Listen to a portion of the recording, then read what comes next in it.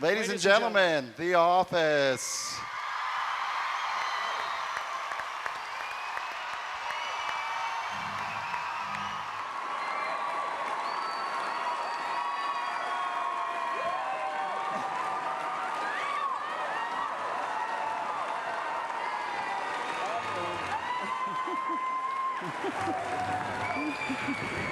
Oh my God.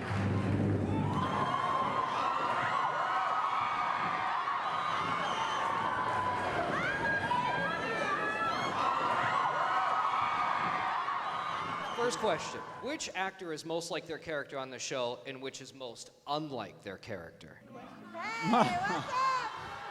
I love you, it's Ben. Yeah, Yes, Angela is the most unlike. like. Angela's most unlike, and Mindy is probably most like Kelly now. Really more than BJ is like Ryan? Oh, yeah, it's a tie. Oh, Wait a second. The I fight played Katie in the- continues. All right, our second question tonight is for Ed Helms. Ed, what has it been like going from The Daily Show to a scripted show like The Office? Well, oh my God.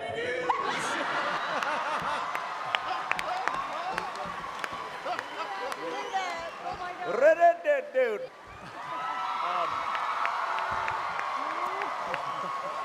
Did that answer your question? It's actually a very simple answer. They're both an absolute blast, and I'm incredibly proud to be a part of both shows, but they're totally and completely different. On The Daily Show, we all the correspondents played just sort of snarkier versions of ourselves. And on The Office, I get to play a much more three-dimensional character that I like to think is very different from myself. And I hope you guys will back me up on that. But yeah, so it's very different, but really fun. Ra-da-da-da-do. All right, my next question is for Angela Kinsey. Angela is a complicated character. What steps do you take to get into her mindset? Brian would say I just be myself, huh? No, I guess I ride Brian and Oscar pretty hard over there in accounting. That's what she said.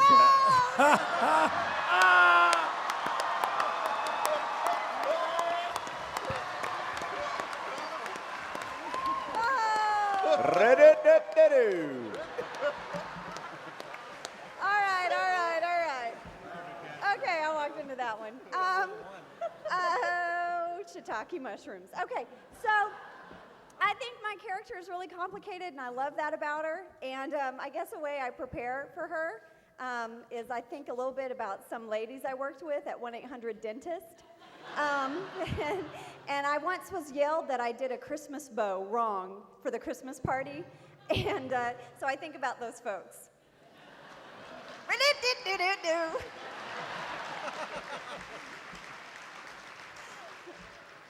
Brian Baumgartner, ladies and gentlemen.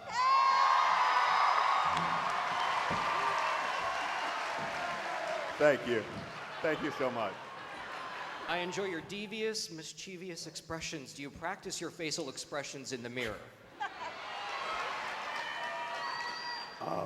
What do you mean?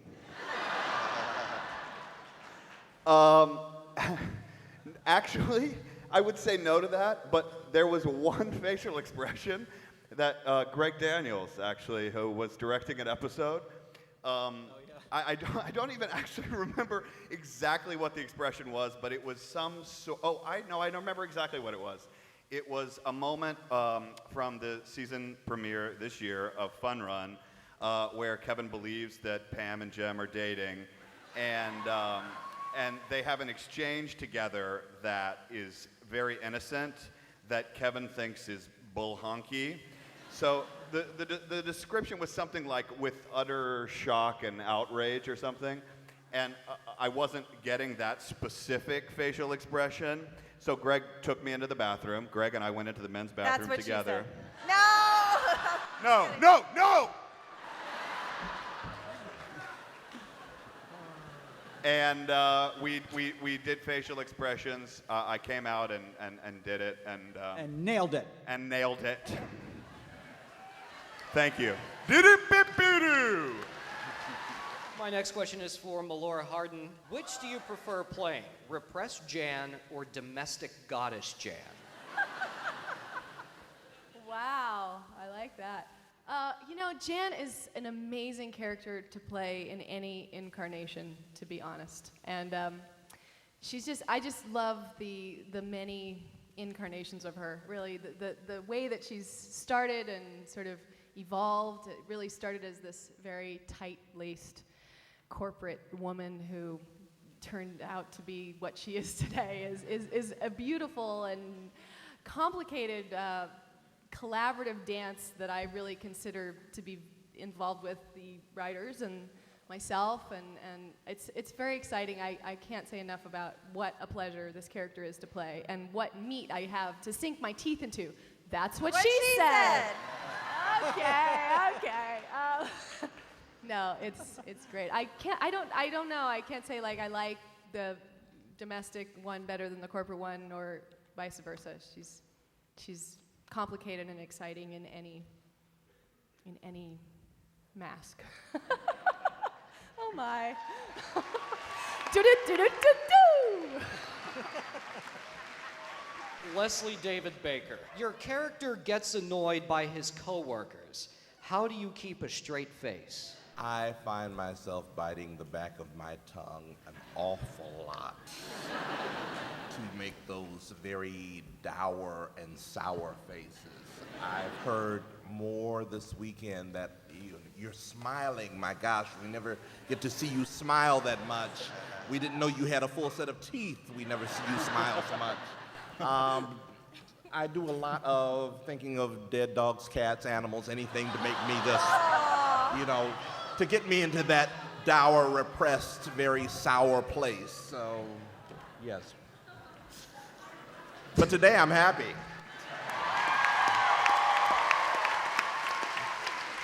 The pills kicked in. Mindy Kaling. Do you have a preference to writing or acting in the shows? I'm going to answer like the kid who has to decide which parent he wants to go with in the divorce. And I'm going to say that I love them both, and I feel like the luckiest person in the world to get to be able to do both things and to get to be paid to do both things. It's amazing. And I will say, though, as a writer, you get to be a little bit more of a slob, which is fun. Like if you could see our writing staff, like we get in at 10, we get to wear whatever kind of crappy clothes we want to wear, and we stay late. Whereas acting, it's like 6 a.m., trying, getting into hair and makeup. It's a lot tougher in a different way. But both are really awesome. That's my boring answer. Next question is for Craig Robinson. This question for Craig. Daryl. Are you going to be around even more in future episodes, and will there be more to the Kelly Daryl storyline? To the first question, please God, yes.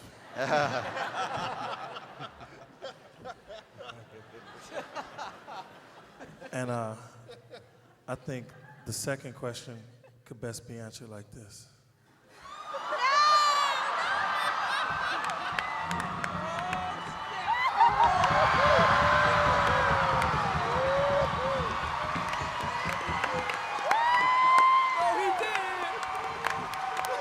He has been angling to kiss me for the past 14 hours. Anytime we get in front of a microphone, he's like, "Where's Mindy? We got to kiss." This answer can Wouldn't only you be. do the same People are thing? like, "Craig, where are you from?" He's like, "This can only be answered with a kiss. Where's Mindy?" Hey, Craig, what would you like to have for dinner? I'd like a kiss from Mindy Kaling.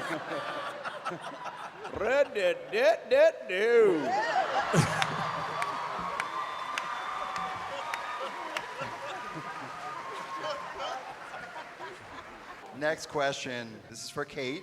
Kate Flannery. What is Meredith's backstory in your mind beyond the alcoholism and divorces?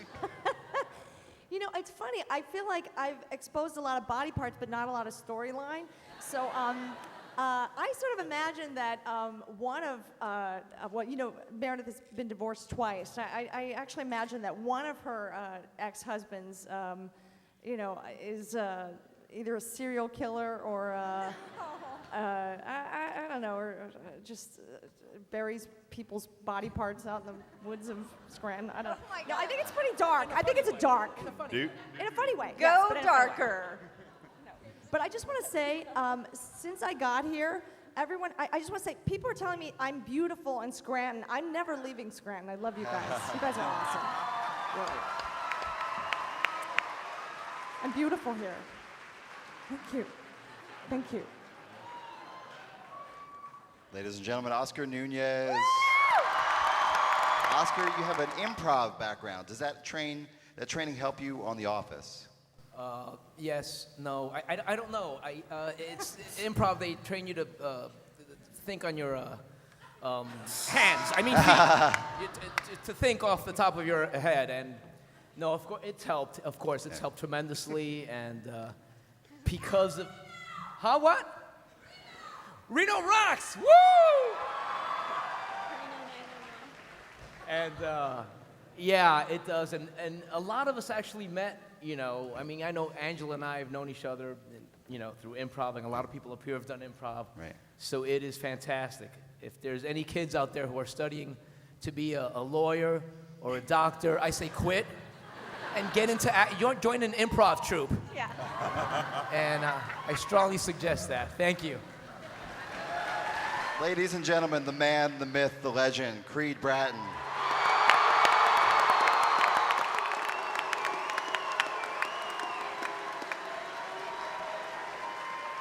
Question for Creed. How much real Creed is in the character Creed? When I first passed out in the back of a Greyhound bus in Los Angeles, I woke up in Scranton. An Ed truck found me eating out of a dumpster, took me to a soup kitchen, introduced me to a young salesman he had just hired, Michael Scott. And they showed me the ropes. I was horrible at sales, but they took a pity on me and allowed me to go into quality assurance, where I found a little niche. And that's 90 seconds. And basically, that's as far as I go, guys. Because I stopped carrying a long time ago. To answer that question, Creed doesn't actually know this is a TV show. No, he doesn't. Very good. Phyllis Smith. Mrs. Bob Vance. Your question is, you used to work in casting. Does that help you as an actor? I think absolutely. Yeah. I was honing a craft that I didn't know I was honing at the time, because I had no idea that my path was going to go this way. Right. So I have to thank all the actors up here for helping me as I auditioned you through the years. Andy, I used to see Andy all the time in the room, and so yes, that's where I honed my craft, was from fellow actors. Excellent. Absolutely. Mr. Bobby Ray Schaefer, Bob Vance. Vance Refrigeration.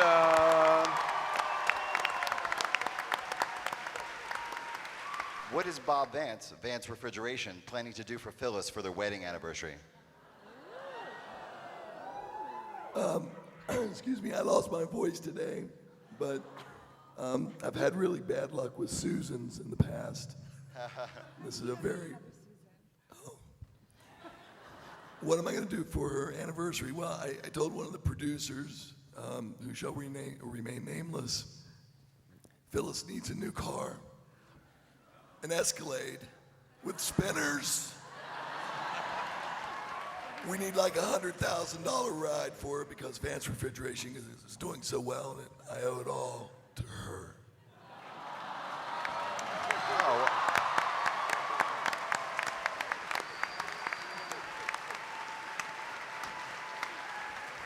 Ladies and gentlemen, let me introduce you to the CFO of Dunder Mifflin, Andy Buckley, David Wallace.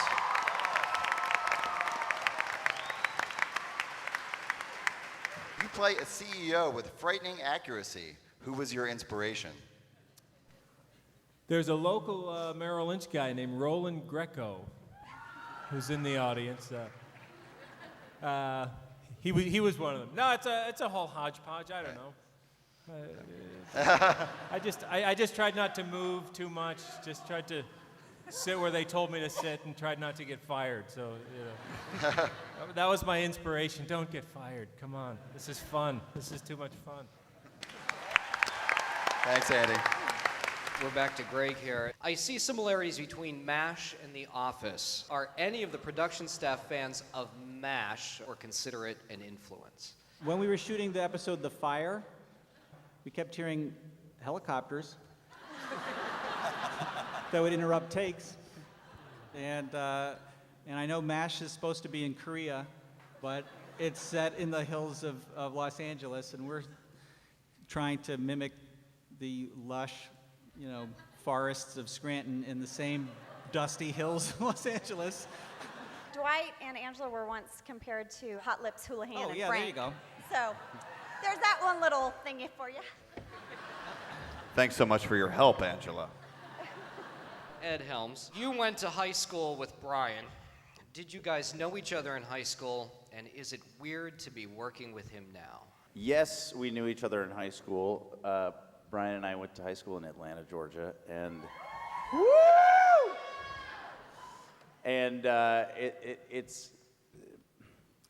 it's awkward for me to talk about because Brian at the time was dealing with a heroin addiction and sad but true. We weren't very close because he was there was most of our junior year he was on trial for murder. And it was just a very dark period in Brian's life. But the truth is we were both in a bunch of plays together. We were both kind of nerds. I'm going to claim that you were a nerd also. I was a nerd in high school. And Brian's a year older, 1 year, right? Yeah, as far as you know. Yeah. And it's extremely awkward to work with him now. Extremely awkward. I know. I will actually. If I know I don't want to skip Angela, and I want my own question, but I can answer. We were actually shooting the webisodes that Oscar and Angela and I did with a lot of the other cast members at the very end, right before summer, and I was in the break room back in the back of Dunder Mifflin, and I'm standing there talking to the camera, and suddenly over the cameraman's shoulder, I see Ed Helms, who I went to high school with, and it was like a mind-blowing thing. Like, why are you here? That's true. Why am I doing this in front of you? We hadn't seen each other in like 15 years at that point. Yeah. Yeah, it's pretty crazy. Because I hate the Daily Show. Was it instant? What do you think the current relationship between Angela and Dwight is? Well, oh, Dee.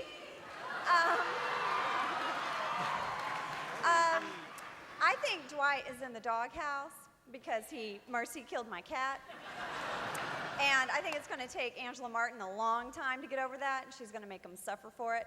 And, maybe she'll nard dog it a little. Whoa, red dude. I think there's some saucy love triangle there. All right, Brian, here's your own question. Can you sing and play drums in real life, and have you ever been in a band like the one Kevin is in? Well, it's interesting. I was touring with the Police last summer. No, I cannot play any instrument. Paul Lieberstein, who plays Toby on the show, he does drum a bit and gave me lessons. And then we had an amazing drummer who worked with us on Phyllis's wedding episode.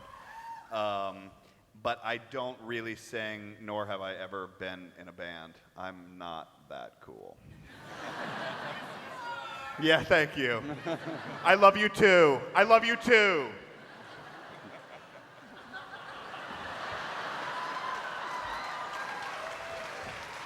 Melora, you have a great singing voice. Would you want Jan to sing on The Office? Well, first of all, thank you for the compliment. don't really think it's appropriate for Jan to be the kind of singer that I am. The only thing I could ever think of Jan ever singing would be like some kind of a twisted, sweet lullaby to Michael. Which would have some kind of strange double entendre to it. That would be the only way she could sing, but she wouldn't sing that out very loudly. It would be very soft and sweet, like twinkle, twinkle, little star, how I wonder what you are.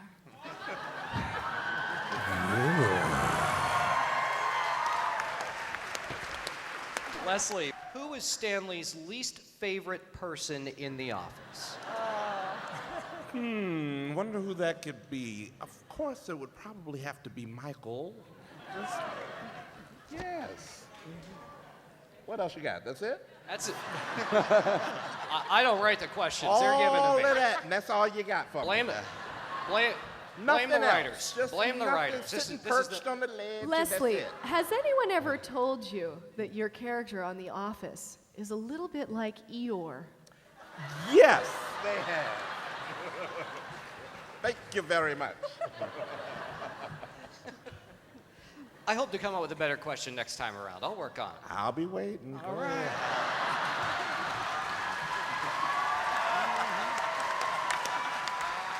All right, Mindy. What was your inspiration for turning Kelly from the conservative character we see in Diversity Day and the Dundies into the girly girl, outspoken character she is now?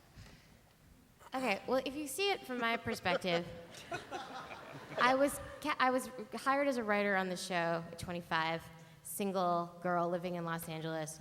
And Greg Daniels said, hey, I want you to be on the show. I think it'd be cool. We're going to put you in the most hideous outfit you have ever worn in your entire life and no makeup whatsoever. So I'm like a crafty woman who was seeing Greg all the time and then who was busy with other things. And it was just sort of relentless.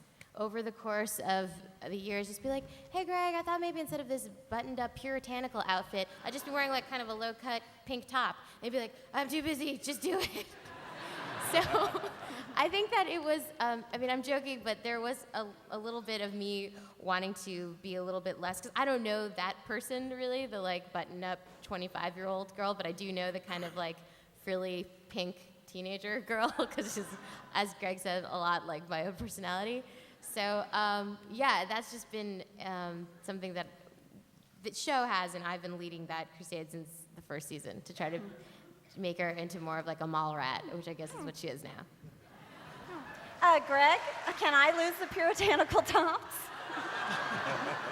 I counted. One of my tops has 32 buttons. No, I wised up to that. Sorry. Craig, how long before Daryl finally flips out on Michael? I think that question could best be answered like this.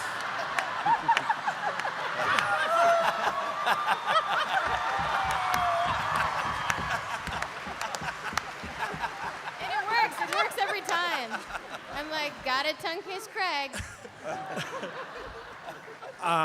Daryl is too cool to flip out on Mike. I think. Dinkin' flicker. But Mike does push his buttons, but Daryl is just, he's a few steps ahead, so he comes into work prepared. Question for Kate. What was your reaction when you were told you were going to be run over by Michael? I actually asked our producer, Kent Zabornak, if I was actually going to live. And he said to me, this isn't all my children. And I was actually very relieved to get to do my own stunt. And Kent Zabornak actually did the stunt first to show me that it was okay.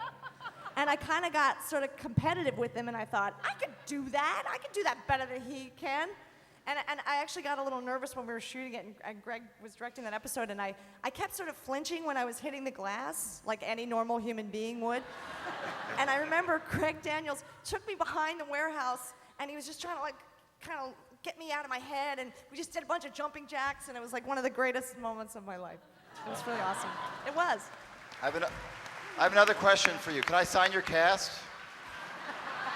Get in line, pal. The next question's for Oscar. Has Oscar broken up with Gil yet? And who would Oscar date if he were to try girls, as he mentioned in season 3? That's interesting. I asked about that to Greg. I said, "Is he? What's happening with his character in the relationship?" And he took me out to the alley, and we did jumping jacks and sit-ups. We ran around a little bit, and I got real sweaty, and then he just took a picture of me and walked away. And I don't know what I At didn't least get they an didn't run you answer. over with a car. I don't have an answer to that. But that was the process. I think he was trying to tell me something in his own way about the process. No, I trust the writers implicitly in whatever they have in store. It's bring a great ride and bring it on, whatever happens to the character I've gotten. As long as he's not in a coma, because that would limit my range of acting if he were just lying prone. This isn't All My Children. Other than that, I'm fine with yeah. Creed. I love the extended scene on Booze Cruise. Will you be playing guitar in any upcoming episodes? Well, I don't know. That would be a Greg Daniels question, I guess. I got to sing a song in karaoke, Spinning a Reelin', a song I wrote. And of course, we're playing today. But I don't know. That's a writer's question, actually. But thank you very much. Phyllis, was it fun for you to tell Angela off? You better believe it. It is so hard to be mean to Phyllis in scenes, you guys. She has the sweetest personality and sweetest face, and I just have to walk up to her and be like, "You're a whore." Angela, Hey, is watch Blue it. whorish? Is Blue Yes. whorish too? Of course Blue is whorish. Okay, Anything fine, Phyllis fine. wears is whorish. I can take it off, Angela. Hey! Oh, that's That's my bit. Everyone loves Bob Vance, Vance Refrigeration. When are we going to see more of him? I'm not sure what's that implying. Bob Vance, Vance Refrigeration. Bob Vance, Vance Refrigeration. Bob Vance, Vance Refrigeration. For Andy, how do your clients in your real office job, if those who don't know, Andy actually has a job that's not acting, a day job, and he's a very accomplished actor still, but how do your clients in your real office job react when you realize they realize you're on The Office? Well, I guess we'll find out next week, huh? No. People actually get quite a kick out of it. Because, I mean, for those of you who watch the show, I've really only been on it a couple of times. So it doesn't take a lot of time. It's like I have a golf habit or something like that. So far, so good. We'll see. Go Nittany Lions, baby. Big night tonight. Yeah, but you guys kind of need to know the story about Andy. This is really cool, actually. Andy was a professional actor. He quit acting to become a stockbroker. He, has a great business doing that and works with Merrill Lynch. And Phyllis, or Allison Jones, our casting director, ran into him on the street and said, "Oh, you'd be perfect for this CEO in The Office." And Andy was like, "Well, I'm not acting anymore." And Allison, "Please, just come and do this." And here he is. So it's a pretty exciting story because this is really like his little side thing. You people, this is just a little side thing for me. This is your lives? My God. Yeah. My God. He has a real job. Yeah. Greg, I am always available. Always. All right, Ed. What would your Second Life character be like? I think that question can best be answered by Greg making out with Mindy. And they... Rid-a-doo-doo-doo. Wait, where is that from? Can I ask where rid-a-doo-doo-doo comes from? Because we do that in the writer's room when we think we've pitched something funny. But I don't know, Ed, where is that from? I don't know. That came from I know what it was. It was when we were Jim and I were driving, and I had him beer me a CD and all that. But I think that's kind of how I sing songs to myself when I'm hanging out by myself. And this is just a fun place to kind of, I don't know, Break it out. inject that into Andy's character. But I do that. That's kind of how I talk sometimes. Can I also tell you guys that Ed does the best Tom Brokaw? Yes, And yes, do it, yes. he does it on set all the time. Tom Brokaw drunk. The Israelis have once again launched an all-out attack on the Palestinians. Okay.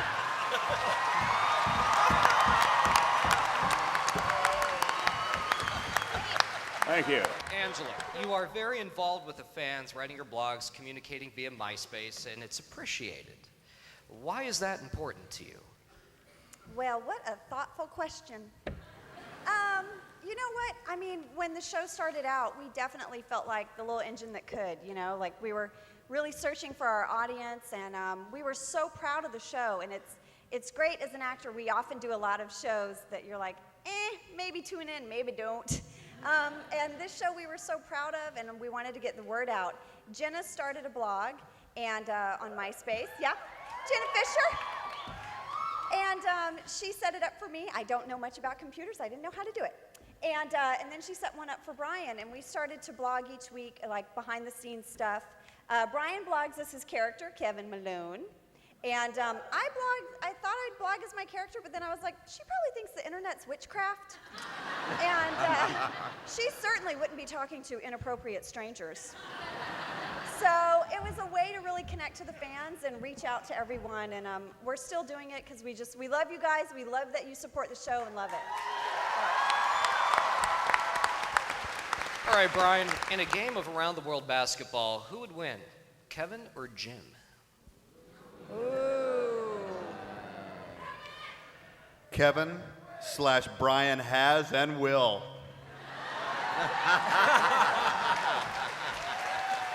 That is true. We had a basketball goal set up. We had a on- basketball goal set up outside Right. by where our rooms are, and we started playing horse. Some of you might be familiar with it. John Krasinski and I, and he would lose. And we bet M&Ms, and he would double or nothing, double or nothing, double or nothing, double or nothing. By the time we were done, he owed me a lot of M&Ms. And then he would eventually win because I'd let him, but it's fine. Oh. Of course, John isn't here, so. Oh, I know, ladies, I know. Melora, saline, silicone, or Wonder Bra? Wow, what an interesting question. You know what? It actually is. It's a fabulous feat by the wardrobe department, and it is mostly made up of, fully made up of, a D-sized bra and lots of very hard padding that pushes my real breast to the very tippity top of the bra, so that by the end of the day, needless to say, I'm quite relieved to take off my strap-on chest. That's what she said. That's what she said. Oh, there it is. Leslie, which do you prefer? Sudoku, word search, or the classic crossword puzzle? Absolutely the traditional crossword puzzle. It's tried, it's true, it's absolute. Actually, somebody out here gave me a brand new crossword puzzle book, so it will be put to good use. Traditionalist. None of this new Sudoku stuff. No. Very traditional and simple and basic. Yes. Excellent. Mindy. That was it? You can have mine. I'll give you a repeat at the end of the I'll get another end one. of the panel. Come on, Daryl, kiss me.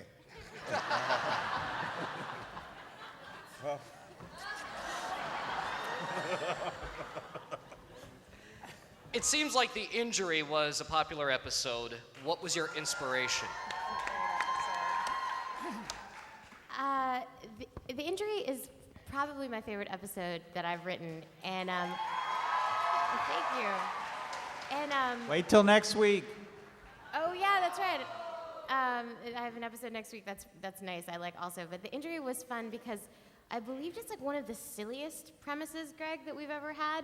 You know, you have these. It came after like, you know, Booze Cruise, where they go on a work cruise and two people can, you know, there's all these fraught moments, and then this one where it's like, let's build an episode around Michael's grilled foot.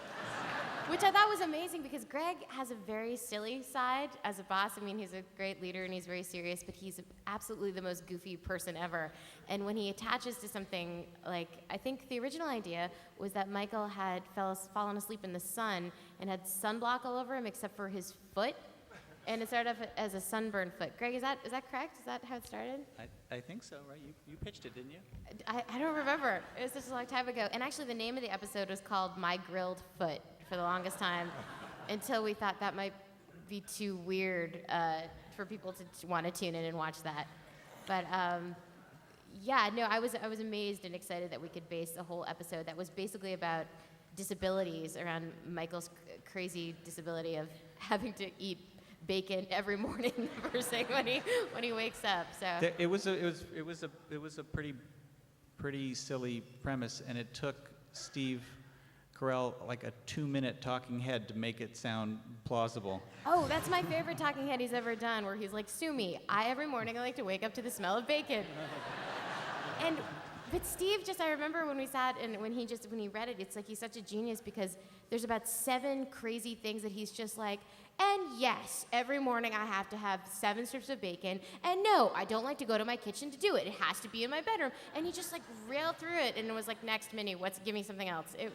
So he's like such a genius, so he could make something so crazy into something that I just like love thinking about. And it was, yeah, that's a great, fun episode to have written.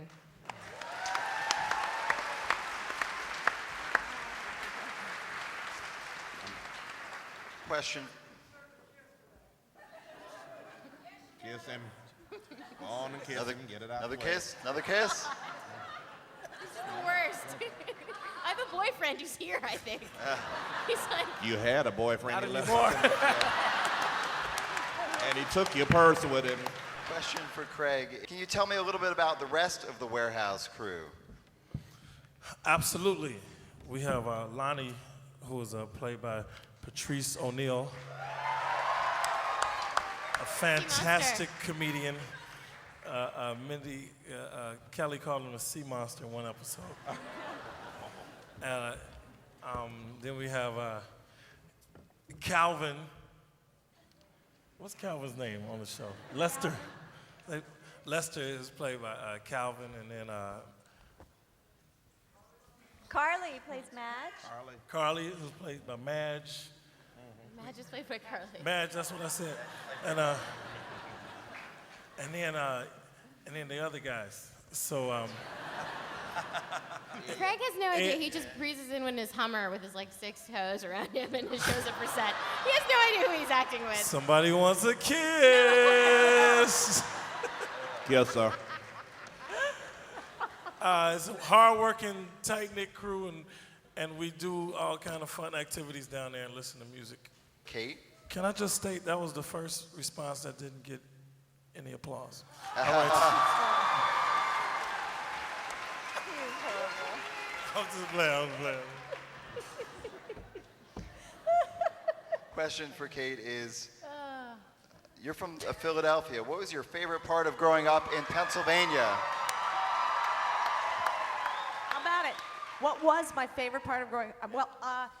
Well, my family owned a bar, and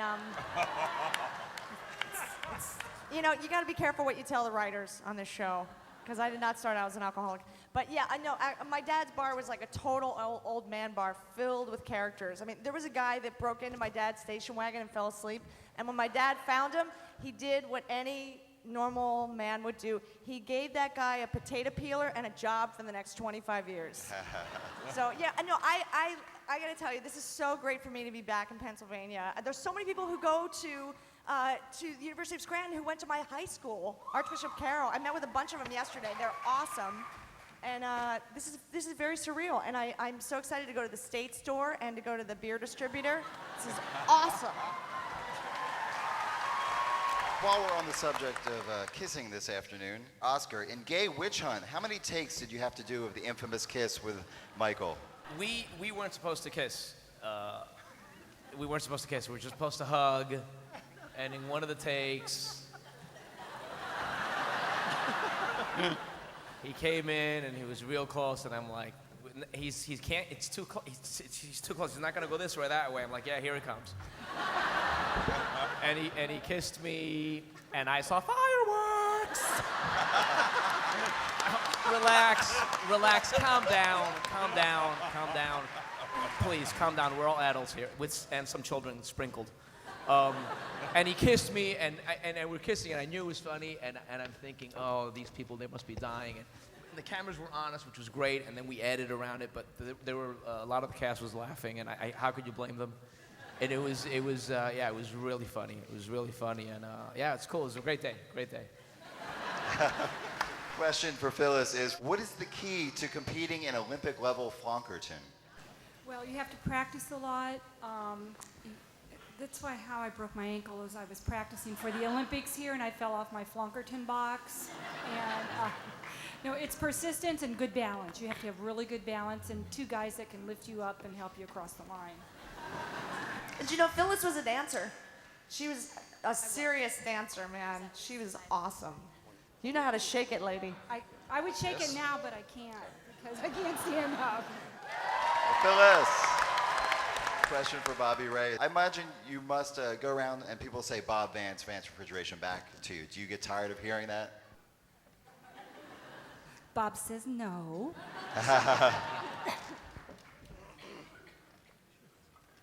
Bob Vance Refrigeration says no.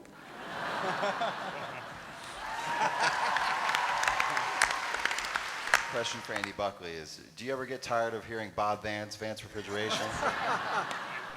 Before I answer that, I would just like to see Kelly and Daryl kiss again while I answer. Mitch, I would too. And I would also like Creed to answer this question. He's ducked a lot of...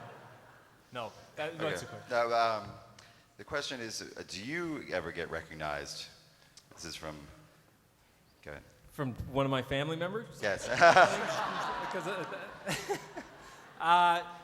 oh my God, I got recognized once. It was the greatest thing. I got such a kick out of it. It was spectacular. But it was, so no, I don't. My son recognizes me, so that's good. Thanks, Andy. Now we're going to kick it out to Josh, who has meandered out into the audience for just time for a few audience questions. Yes, Matt, we decided to move out here, and I got my first question from Laurie. Go ahead, what's your question? My question is for Brian. And Brian, we were wondering if you would give us that big, brilliant Kool-Aid smile that we've been waiting for. Kool-Aid smile! Woo!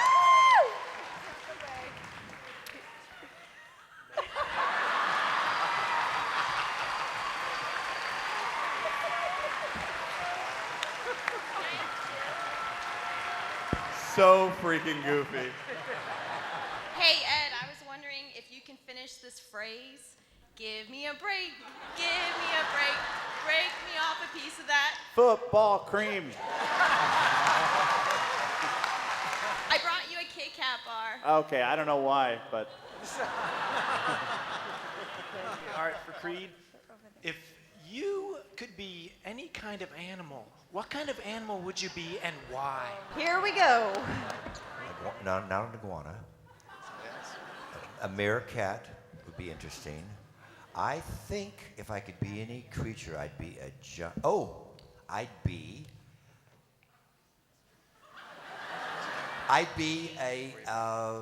not a Tasmanian devil, no. A platypus. A duck-billed platypus. Thank you. Part of the reason that I love the show so much is because Michael can make things so uncomfortable, and the most uncomfortable episode for me to watch is Phyllis's wedding. For any of you guys, what's the most awkward scene that you've had to do or watch afterwards? The hardest scene to do in the wedding was the passing gas scene. We couldn't get through, every time he would say the word pungent, he would just start to pucker and say the part of it, and we would break up. Let's see. As far as the awkward part was when we were on he was talking about us behind it. Pardon me? Oh, well, he said Easy Rider. I had actually, that scene, I started tearing up. As an actor, I was tearing up. And after it was over, the writer, Caroline Williams, came up to me and she says, Phyllis, are you okay? And I said, yeah, I'm fine. And she goes, oh, I'm so sorry he made you cry. And I said, what are you talking about? I was acting. I'm not crying. And so that was awkward for them. It wasn't for me, though. This is for Ed. After seeing the Fun Run episode, do your nipples really chafe? It's funny. I did a triathlon about a week or two after that, and it wasn't a big. I don't mean to sound like a jock because I'm not, but it was like a half a mile swim and a couple of miles bike and a couple of miles run, and I didn't bleed.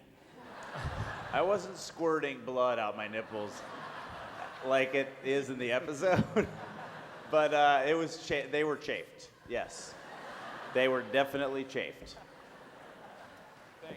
So thank you. This is for Meredith. I just want to know how many times it took you guys to get that one perfect shot of you flashing Michael during the Christmas party. Oh my God. You know, it's so funny. I was so nervous. I had never been topless before. I know that seems hard to believe. I was really nervous, and I remember, I know Steve was like trying to make me feel calmer, and he told me, he said, I'm not staring at them. I'm just looking at your clavicle. And then I thought, well, anyway, but we actually shot it like a few times, and then we thought we were done, and then we went to lunch, and because I think what Charles had, like, our director at the time, he had some like medical thing, so he had to leave. So Greg actually directed it at first, and then he was fine, so he came back from lunch, and just when I thought it was all over, we had to do it again, and I was like, oh my God, you've got to be kidding me. But I think it, I don't know, it was. I think it was worth getting it right, I guess, right? This question's for all of you. I was just wondering, for those of you who did not keep your name for the show, what made you pick that name, or what's behind the name, I guess? Oh. Well, I we think didn't it's get really to pick simple. our names. Yeah. So, Greg, why do some of us have our names and some do not? Okay, so I'm just by nature very lazy, and I shifted names that were in the English version as pretty much not very much. Tim became Jim. And these guys' characters were not in the English script. And being lazy, I just said, okay, Angela, you're Angela. Oscar, you're Oscar. That's it. There you go. No, but wait, Greg, you went to college with an actual Jim Halpert and an Andy Bernard. Well, yes, that's true. Andy Bernard and Jim Halpert are two actual friends of mine from my school, like elementary school. And yes, they love seeing their names. My question is for Phyllis. When you were talking about disclosing relationship information to HR, you asked about a one-night stand. I want to know who the one-night stand was with. I don't think I should disclose that. That was a prior relationship. That was really cute. All right, our next question comes from Stephanie, and Stephanie is from Carbondale. This is to Greg or Mindy as writers. I was wondering what Dwight would think of the UFO that crashed in Carbondale in the 70s.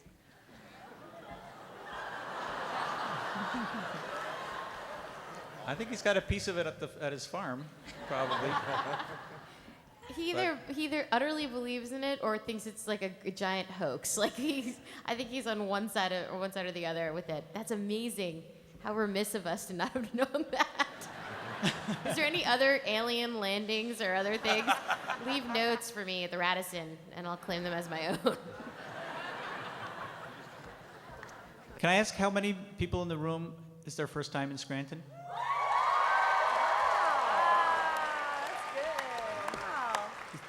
Was it what you thought it was going to be from watching the show? Are you having fun? Will you come back next year?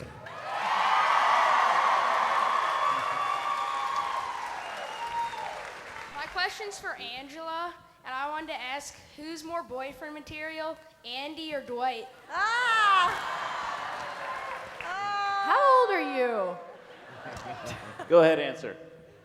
Hi, Ed Helms. Sitting next to me. Oh, no. Well, you know, I sort of think Dwight is Angela's weird soulmate. Yeah, so, sorry. But, you know, she's gonna check out the Nard dog for a little bit, I think.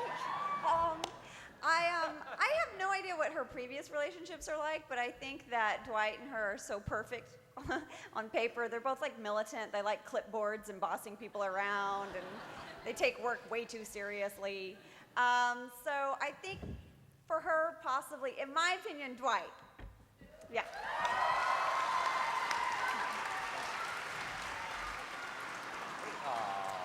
It's okay. I just want to know how you deal with jokes made at your own expense regarding either ethnicity or body weight and things of that nature. That's a great question. I actually have said before you can't have thin skin in our cast. Let's see. They talked about my dermatitis one time. My anal fissures. Yeah. Yeah. They're doing fine, by the way. Well, that's the thing. It's everybody. Like, would you like to try my googie googie? I mean, like, you could go down the line and you would probably have some great memorable joke about everybody's, like you couldn't be Santa because you're black. Like, there's so many. Yeah. I could just look at it. There's Baleful so. eyes. Yeah. Booster seat, pipsqueak. I think the point of these jokes is that it's satiric, and I certainly hope that a lot of you, or most of you, or all of you, get that is an inappropriate way to behave. And I just have a little story. The actor named Toby Huss, who plays the grandfather on King of the Hill, went home one time to his home in Iowa, where his parents are, and this woman that he met, an old woman who said that she hated the show because her husband loved the Cotton Hill character, who's complete misogynistic, old-fashioned person, and that her husband kept slapping her in the butt and saying, "Women, bring me my sandwiches," and it was horrible. We were like, we didn't mean for that to be imitated, but. Hopefully the idea behind the satire is that's a mistake. But. Hi, guys. My question is actually for the entire cast. I just wondered how you guys felt being a part of something that was able to do this, bring people together from around the world. I just had a thought, actually, like a minute ago. I looked around and said, this is happening right now. And it's overwhelming and so beautiful. And then when Greg asked who's here, first time to Scranton, so many people clapped. It was like, it's overwhelming. Thank you. God bless you all. Yeah.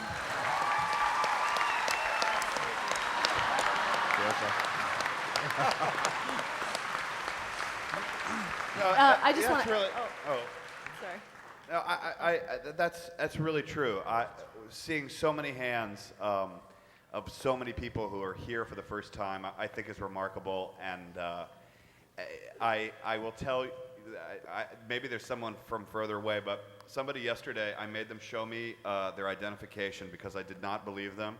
We have at least 2 people here from Ireland who flew in. And Ruth and Paul. Ruth and Paul. Can you please stand up? Yeah. Are you here? Yeah, is Ruth and Paul here? Are Ruth and Paul here? There they are. I love you guys. Oh my I God. love you guys. That is the coolest thing ever. Awesome. Hey guys. Anyway, the support from people obviously coming here, but also the people who live here and around here has been outstanding. Both this weekend and when Angela and I were here before. We're really happy to be here. Also, I just want to add, when you're on a show, when you're an actor on a show, so often we do shows that, as Angela said, you really don't care that much about, and then when you find out that you care about the show and all these other people do too, it's kind of baffling and kind of surreal, to be honest, to see all of your faces out there looking at us, and with such excitement and exuberance and love and zest for this show. It really, there's just nothing better for an actor to feel that you're reaching people. That's the greatest thing about television, is it reaches so many people, and just amazing. I think we all feel the same way. It's just, it's incredible, really. Yeah. It's historical. It's groundbreaking. You are helping us make history. You are making history by being here. We'll look back on this years from now, and we'll be able to say we were all in Scranton together. That's right. And we had a good time. That's right. And how many TV shows can you say that about in this day and age? Right. Not many.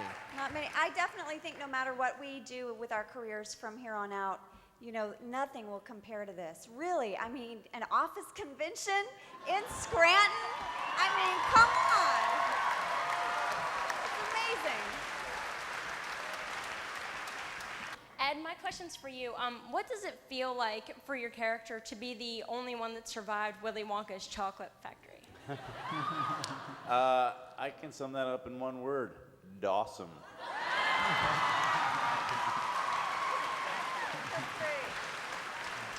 Doompity Dawsome. This question is more for Greg. And I know the show is shot in documentary style, so what I'm wondering is if you're going to keep going in that direction, and if the show in the world of The Office actually airs. Like, will the characters ever be recognized? We've talked about that in the writers' room. I think it is coming, but it's a big change. So we got to pace it. We don't see the end of the show yet in sight, but maybe. Are we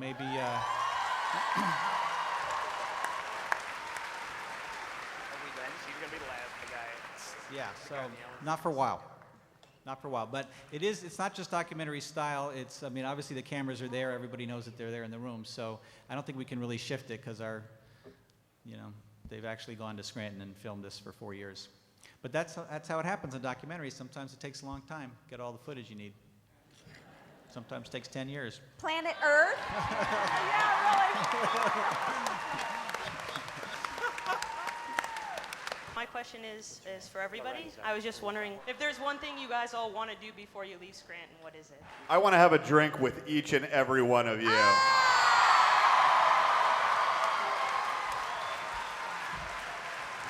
That is shameless. And the final. That's over 21. I want to kiss Mindy. Are there times that you wish that you were on cable rather than NBC so you could push the envelope a little further? No.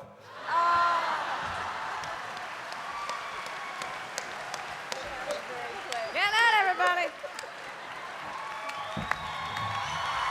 Thank you, Scranton.